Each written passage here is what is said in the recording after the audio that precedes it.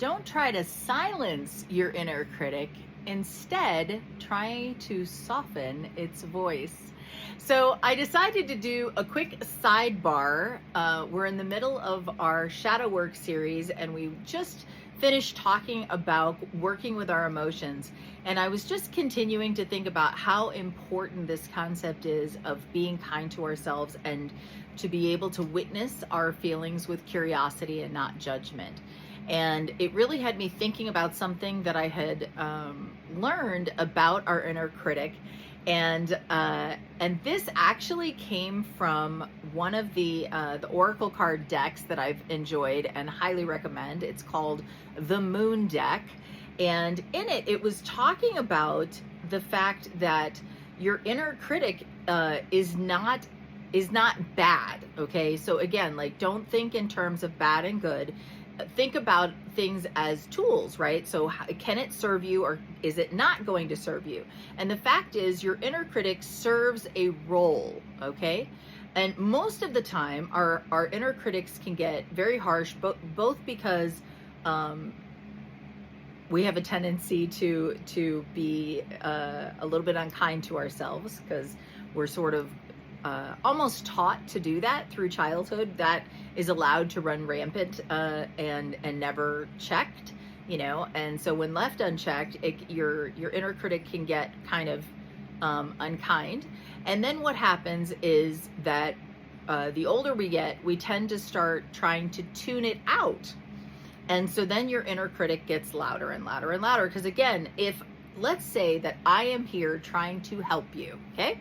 And let's say the house is on fire and you are unaware of this. And I might be like, the house is on fire, and you're not paying attention to me. So what am I going to do? I'm going to raise my voice. The house is on fire, right? And if you're still ignoring me, like, ultimately I'm going to be like shaking you. The house is on fire. The house is on fire. How do you not notice this, right? So your inner critic is working on your behalf. Your inner critic is trying to make you aware of things that you could shift. It's just that your inner critic is not always giving you information that is something you can address in that moment, or that you're ready to address. But the first thing that you can do to help soften that inner critic is to listen to what it's saying. Not listen in a sense that you're internalizing it, but acknowledge it and say, I hear you. Literally, I will sometimes say that out loud. I hear you. I don't have the ability to address that right now, but thank you so much for bringing that to my attention.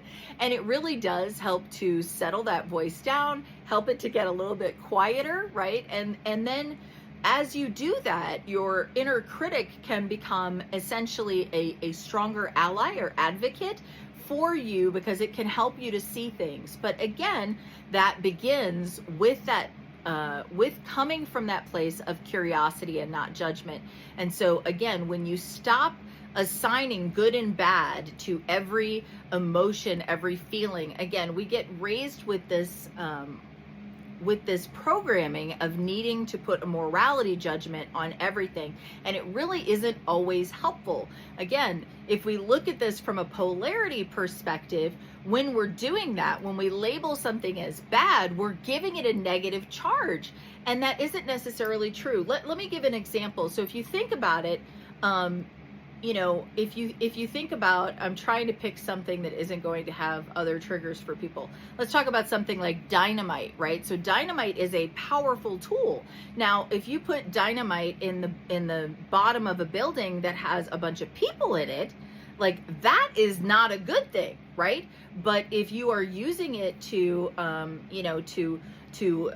open a landslide that has happened where people are trapped, then it is a good thing, because you're using it for rescue. So again, it's a powerful tool. It is what you do with it. So again, you don't want to give a morality judgment on the tool. What you want to do is be intentional with how you use the tool. Okay, so again, you just want to be using the right tool at the right moment. So if you are dealing with a fine, detailed, nuanced wound, you're not going to want to use the emotional equivalent of dynamite, right? Because that's going to be painful, right? So again, it's making sure that you're using the right tools at the right moment. So again, when you're able to come at things from a place of curiosity and not judgment, so you're not like, this is bad, that's good. You're just going, what is this and what am I supposed to do with it? You're going to find that you're able to move through these situations much more smoothly and with a lot more grace and with a lot more self-love.